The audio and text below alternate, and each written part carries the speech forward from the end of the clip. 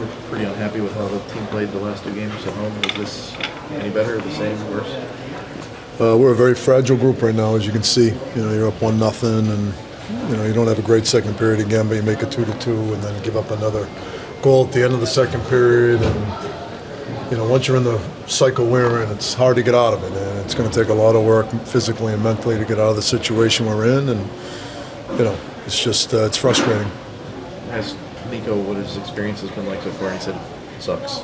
Do you lean on the guys who have been here for a long time, the guys that just got here? How do you sort of?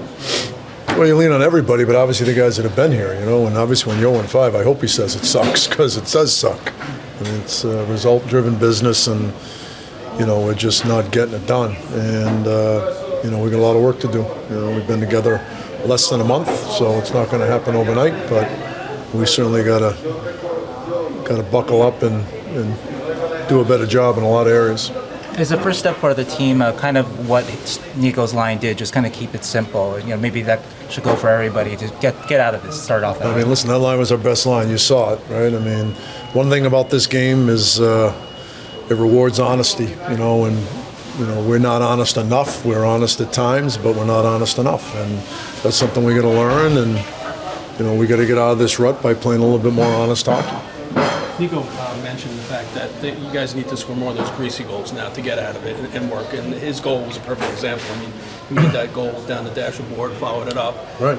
But he says everybody's got to do that, and that's the way you guys are going to get out of it. You got a tough game coming up Thursday. Yeah. How do you get that message across? Listen, we've been pounding it from day one, and talking to some of these guys individually, and we got to accelerate the learning process, that's for sure, because we got a tough game on Thursday night, and at some point in time, losing's got to hurt to the point where you're going to accelerate the learning process, and that's what we have to do.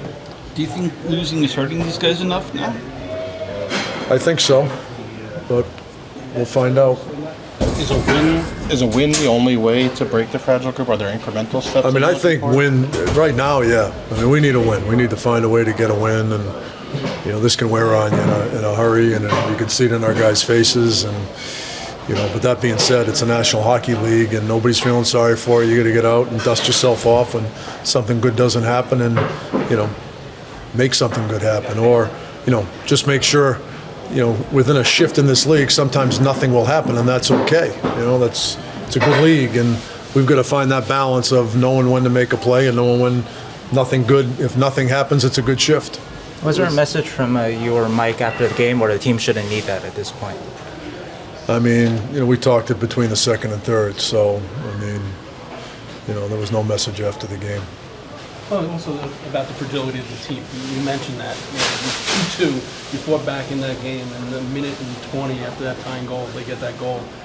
Different message in the locker room, I'm sure, 2-2 as opposed to 3-2, right? Yeah, and we shot ourselves in the foot. We iced the puck when we didn't need to. We went cross ice instead of making an indirect pass, and then we don't do a good job on the faceoff.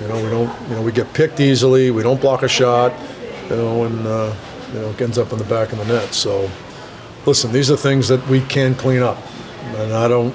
To me, those are the things that we left Prague, and we felt pretty good about the way we executed our face-off coverage and exits on D-zone face-off wins and a bunch of things, and we've kind of lost our way a little bit. So we've got to get back to the basics and being really good at the things we can control. Do you think you guys kind of let James hang out to dry a little bit with your D-zone coverages there? There were some shifts, yeah, we did for sure. Over a 5-game stretch, our D-zone coverage has been pretty good, actually. And, tonight I thought it was, and again, I think it's a reflection of the fragility of the group. The first period, I liked our first period. We didn't give up much in the slot area. Our D-zone coverage was good. We didn't spend much time in our end. It was one and done for them, but I thought as the game gradually went on, we lost a little bit of our D-zone structure.